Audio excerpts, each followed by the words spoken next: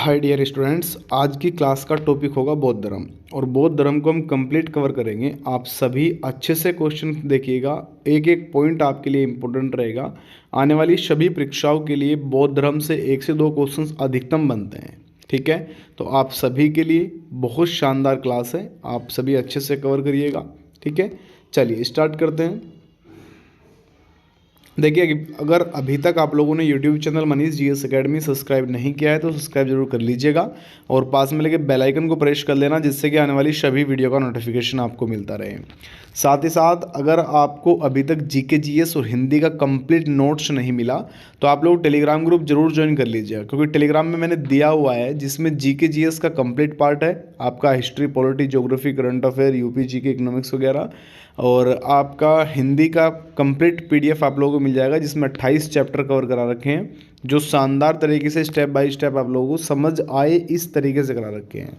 ठीक है, या फिर आप लोग इस नंबर पर मैसेज करके व्हाट्सएप ग्रुप भी ज्वाइन कर सकते हैं, जिसमें आपका गर्ल्स ग्रुप अलग होगा और बॉयज़ ग्रुप आपका अलग होगा। इसमें ऑल कंपटीशन एग्जाम की प्रिपरेशन कराई जाती है। ठीक है, चलिए फिर स्टार्ट कर लेते हैं। बौद्ध धर्म को अच्छे से समझिएगा और यहाँ से डायरेक्टली क्वेश्चन देखने को मिलता है। बौद्ध धर्म है क्या? बौद्ध जो धर्म है आप लोगों का, ये एक, जैसे मैंने कल आपको जैन धर्म कवर कराया था उसी तरीके से करा रहा हूँ।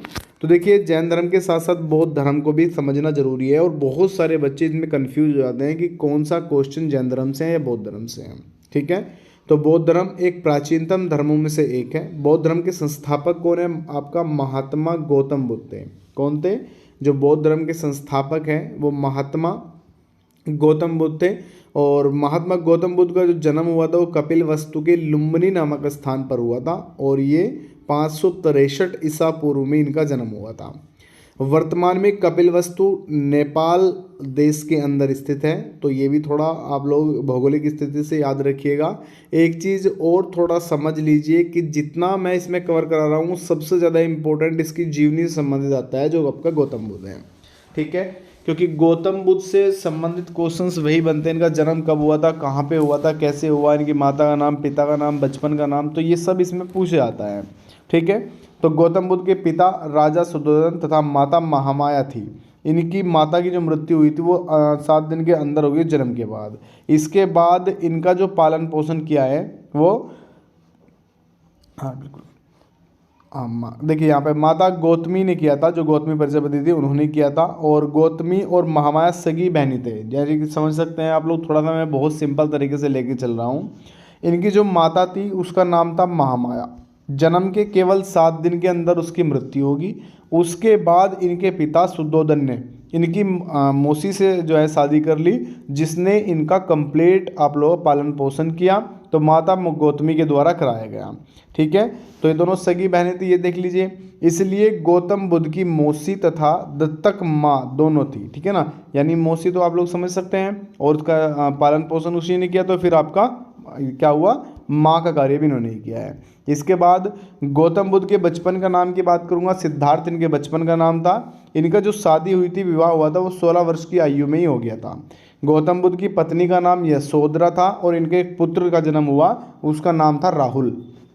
क्या नाम था? राहुल उनके नाम था। महात्मा बुद्ध ने मात्र 29 वर्ष की आयु में ही संसार में दुखों से मुक्त होकर जीवन मरण के सत्य की खोज के लिए रात्रि प्रहार में राजपाट छोड़कर गृह त्याग दिया था।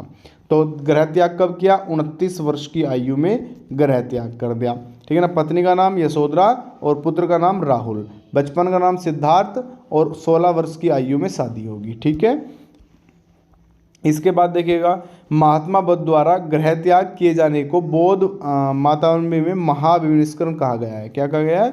महाभिनिष्करण इसको कहा गया है, जब गृह त्याग कर दिया, गृह त्याग को। ठीक है, महात्मा बुद्ध को वैशाखी पूर्णिमा के दिन निरंजना नदी के किनारे बोध गया बिहार के उरुबेला नामक स्थान पर बोधि वृक्ष के नीचे ज्ञान की प्राप्ति हुई। ज्ञान की प्राप्ति कहाँ पे होती है? बिहार में जाकर के। ठीक है, पीपल का वृक्ष था, पीपल के वृक्ष के नीचे बौद्ध बिल्कुल हटा दीजिए, बिल्कुल ठीक है। तो आपका यहाँ पे इनको ज्ञान प्राप्ति होगी। इसके बाद देखिए यहाँ पे आषाढ़ की पूर्णिमा को बुद्ध ने अपना पहला उपदेश वाराणसी के मृगदाव, वर्तमान में जो सारनाथ के नाम से प्रसिद्ध है, या ऑप्शंस में मिलेगा अधिकतम सारनाथ, जो पीसीएस लेवल बड़ा एग्जाम हो जाएगा उसमें मिलेगा मृगदाव। तो याद रखिएगा, ये भी पॉइंट आपके लिए इंपॉर्टेंट है। तो जो पहला उपदेश दिया गया है वो कहाँ पे दिया गया है? सारनाथ के। एक चीज़ और ध्यान रखिएगा, जो अगर पूछेगा सबसे अधिक उपदेश कहाँ पे दिए, तो सबसे अधिक जो उपदेश दिए वो दिए हैं श्रावस्ती के अंदर। कहाँ पे? श्रावस्ती में। लेकिन पहला उपदेश की बात करें तो सारनाथ ऑप्शंस में आंसर करना है, ये थोड़ा सा समझ लीजिएगा एक ही बार में। इसके बाद बौद्ध धर्म प्रथम उपदेश बौद्ध परंपरा में धर्म चक्र प्रवर्तन के नाम से जाना गया है। जो पहला उपदेश दिया कहाँ पे दिया था? सारनाथ के अंदर। तो इस सारनाथ वाला जो उपदेश है इसे कहा गया धर्म चक्र परिवर्तन। ठीक है, ये पॉइंट यहाँ पे याद रखिएगा, मोस्ट इंपॉर्टेंट आप लोगों के लिए रहेगा। इसके बाद बिंबिसार उदयन प्रसेनजीत बुद्ध के प्रमुख अनुयायी थे। इन्हें सबसे ज़्यादा इन्होंने क्या कह सकते हैं कि बौद्ध धर्म ग्रहण किया, उसके बाद इन्होंने इसका प्रचार प्रसार भी किया था। ठीक है ना। बौद्ध के अनुयायी को 4 भाग, जैसे का पहले भिक्षुक, भिक्षुणी, उपासक, उपासिका, इनमें बांटा गया है, याद रखिएगा। इसके बाद सारिपुत्र, योगलान, आनंद और उपाली बुद्ध के प्रमुख शिष्य रहे। आपसे इनमें से कोई भी ऑप्शंस देके पूछ सकता है कि बौद्ध धर्म के शिष्य कौन थे। ठीक है ना। तो याद रखिएगा, बुद्ध के प्रिय, जो सबसे प्रिय शिष्य थे वो थे आनंद। कौन थे? आनंद। तो याद रखिएगा, चारों का ऑप्शन याद रखना है। अधिकतम क्वेश्चन आपका आनंद से बनेगा, ये याद रखिएगा। ठीक है। इसके बाद अष्टांगिक मार्ग महात्मा बुद्ध की प्रमुख शिक्षाओं में से एक है और बौद्ध धर्म के अष्टांगिक मार्ग है। कौन कौन से हैं ये देखिएगा, साम्य दृष्टि और साम्यक संकल्प। याद रखिए, इस और भी है, ये ऐड करा दूंगा मैं आपको पीडीएफ के अंदर। सत्य और असत्य समझ, बौद्ध वास्तविकता की समझ की शक्ति। साम्यक संकल्प की बात करो, दृढ़ निश्चय के साथ जीवन यापन करना। ठीक है। इसके बाद आइएगा यहाँ पे देखिए, नेक्स्ट आप सभी की स्क्रीन पर होगा। देखिए, बौद्ध मत के 3 प्रमुख अंग थे। कौन कौन से थे? नंबर 1 बुद्ध, संघ और धम्म। इन सभी को तीनों को मिलाकर कहा जाता था त्रिरत्न। क्या कहा जाता था? त्रिरत्न इसको कहा जाता था। तो टोटल आपसे पूछेगा कि त्रिरत्न किससे संबंधित है, जब भी आप लोग बौद्ध धर्म। अगर आपसे पूछेगा संघ धम्म किससे संबंधित है, जब भी आप लोग रखिएगा कि बौद्ध धर्म। अगर आपसे पूछेगा बुद्ध, संघ और धम्म तीनों किससे संबंधित है, बौद्ध धर्म। तो इस तरीके से संबंधित क्वेश्चन आपके एग्जाम के अंदर बनते हैं। इसके बाद देखिएगा नेक्स्ट, बौद्ध धर्म द्वारा दिए उपदेशों में बौद्ध धर्म में धम्म कहा गया है तथा बौद्ध भिक्षुक और भिक्षुणियों को संगठन के संघ कहा गया है। ठीक है। बौद्ध धर्म आत्मा और ईश्वर के अस्तित्व में विश्वास नहीं रखते थे जो बौद्ध धर्म के व्यक्ति थे, परंतु जैन धर्म ही भली भांति बौद्ध धर्म भी पूर्ण जन्म में विश्वास करते हैं। एक तो हो गया आपका जैन धर्म, जो मैंने कल की वीडियो के अंदर आप लोगों को अपलोड करा रखा है, वो देख लीजिएगा। एक हो गया आप लोगों का बौद्ध धर्म। ये दोनों ऐसे धर्म थे जो पूर्ण जन्म में विश्वास रखते थे। ठीक है, याद रखिएगा। इसके बाद नेक्स्ट देखिए, आपसे एग्जाम में पूछ लेगा कि पुनर्जन्म में कौन विश्वास नहीं रखते थे या कौन विश्वास रखते थे। तो जैन धर्म और बौद्ध धर्म, ए और बी दोनों, या इनमें से कोई नहीं। तो आपको ऑप्शन लगाना है ए और बी दोनों, यानी जैन धर्म और बौद्ध धर्म दोनों पुनर्जन्म के अंदर विश्वास रखते थे। बौद्ध धर्म में 3 संप्रदाय हीनयान, महायान और व्रजयान हैं। हीनयान का अर्थ है क्या? निष्कृष्ट एवं या निम्न मार्ग। हीनयान का संप्रदाय के अनुयायियों का मुख्य लक्ष्य बौद्धत्व न होकर आहार्त पद की प्राप्ति करना था। इसके बाद कुषाण काल में बौद्ध धर्म 2 संप्रदाय हीनयान और महायान में विभाजित हुआ। हीनयान संप्रदाय के लोग पाली भाषा का प्रयोग करते थे। आपसे पूछेगा पाली भाषा का प्रयोग कौन करते थे, जैन या बौद्ध? तो आपको बताना है बौद्ध धर्म वाले। दूसरा क्वेश्चन आपसे पूछेगा हीनयान या महायान में विभाजित हो गया। हीनयान संप्रदाय के लोग पाली भाषा का प्रयोग करते थे, जबकि महायान संप्रदाय के लोग संस्कृत भाषा का प्रयोग करते थे। आपसे दोनों में से पूछ सकता है महायान संप्रदाय बौद्ध धर्म के व्यक्ति कौन सी भाषा का यूज करते थे, तो आपको बताना है संस्कृत। अगर हीनयान का पूछेगा तो पाली लगाना है। ठीक है, तो ये ऑप्शंस के अंदर एग्जाम में क्वेश्चंस बनेंगे। इसके बाद प्रथम बौद्ध संगति के अध्यक्ष कौन थे, महाकश्यप थे। तथा तीसरी जो बौद्ध संगति हुई उसका आयोजन कहाँ पे हुआ, पाटलिपुत्र में। जो इंपॉर्टेंट है, मोस्ट इंपॉर्टेंट है, सबसे ज़्यादा परीक्षाओं में पूछने योग्य है, उन सभी को मैं कवर करा रहा हूँ। ठीक है ना।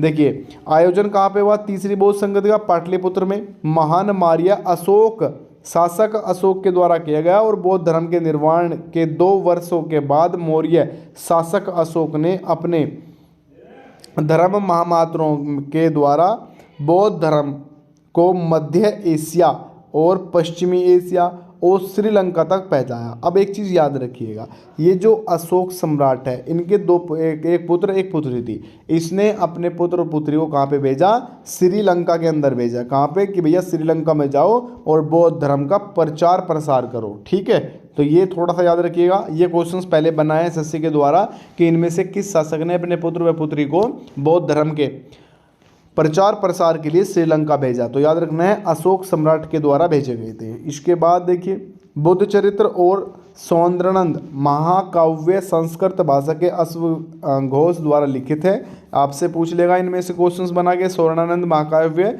किसके द्वारा लिखा गया है? अश्वघोष के द्वारा लिखा गया है। कौन सी भाषा में? संस्कृत भाषा के अंदर ये लिखा गया है। इसके बाद सारीपुत्र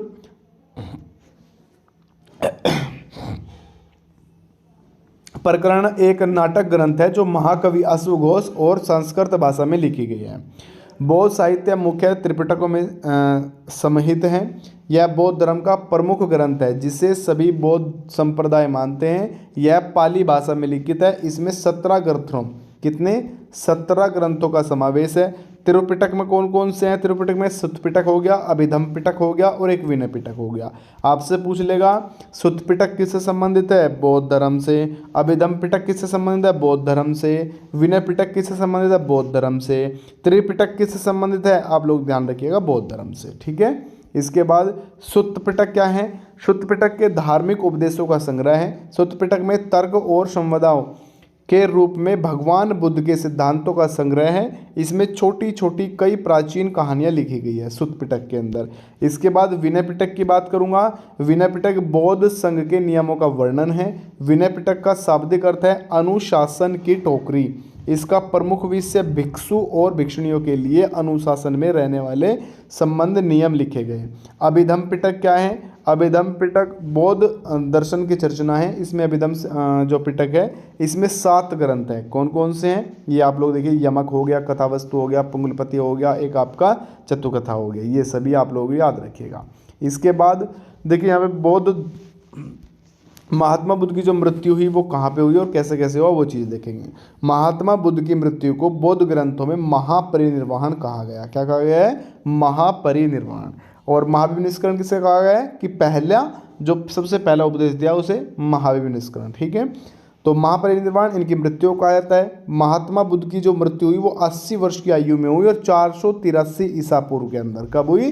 483 ईसा पूर्व में। कहाँ पे हुई? कुशीनगर के अंदर हुई। कुशीनगर उत्तर प्रदेश यूपी के अंदर पड़ता है। ठीक है, याद रखिएगा। इसके बाद यहाँ पे अगर मैं बात करूँगा,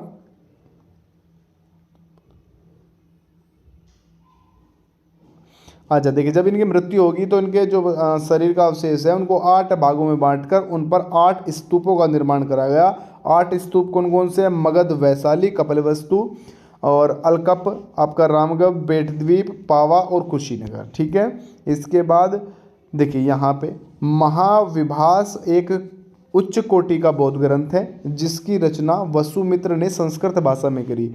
अब ये जो महाविभास है क्या है भैया?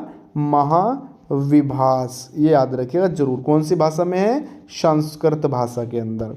ठीक है, ललित विस्तार महायान संप्रदाय का ग्रंथ, इसमें महात्मा बुद्ध के जीवन का उल्लेख मिलता है। महात्मा बुद्ध ने अपना अंतिम उपदेश समुच्च को दिया था। किसको दिया था? सुमुच्च, याद रखिएगा, सुमुच्च को दिया। बौद्ध संघ में प्रवेश करने वाले प्रथम महिला बुद्ध की सौतेली माँ कौन थी? गौतमी प्रजापति। जिसने पालन पोषण किया वो सबसे पहले याद रखिएगा कि बौद्ध संघ में प्रवेश करने वाली जो पहली महिला है वो उनकी माता रही। ठीक है, इतना याद रखना है। तो ये बौद्ध धर्म पूरा हमारा यहाँ पे कंप्लीट हो गया। बहुत अच्छे समझाया हूँ, मुझे पूरा विश्वास है आप सभी ने अच्छे से कवर किया होगा। अब सभी छात्र अच्छे से प्रिपरेशन कर लिया होगा। आप लोग इसका PDF जो मिलेगा वो टेलीग्राम और व्हाट्सएप के माध्यम से मैं प्रोवाइड करा दूंगा, तो अपना अच्छे से रिवीजन कर लिएगा। नोट्स बनाने स्टार्ट कर दो। मैं बिल्कुल स्टार्टिंग से लेके चल रहा हूँ। GK GS इससे ज़्यादा डाउन नहीं हो पाएगा बाबू। ठीक है, अभी छोटी छोटी क्लास आ रही है। अभी एक घंटे की 35 मिनट 40 मिनट की भी क्लास आएगी। लाइव क्लास का मतलब ये नहीं है, लाइव क्लास तो एक तैयारी करके हमें प्रैक्टिस करना है। लेकिन जो नए बच्चे आ रहे हैं, जो जिसने समझ नहीं आया GK GS, उसको कवर करने के लिए क्लास सबसे ज़्यादा इंपॉर्टेंट रहेगी। एग्जाम में भी समय है, आप लोग अपनी प्रिपरेशन में लगे रहे। बाय बाय सभी को, नमस्कार, राधे राधे, जय हिंद और जय भारत।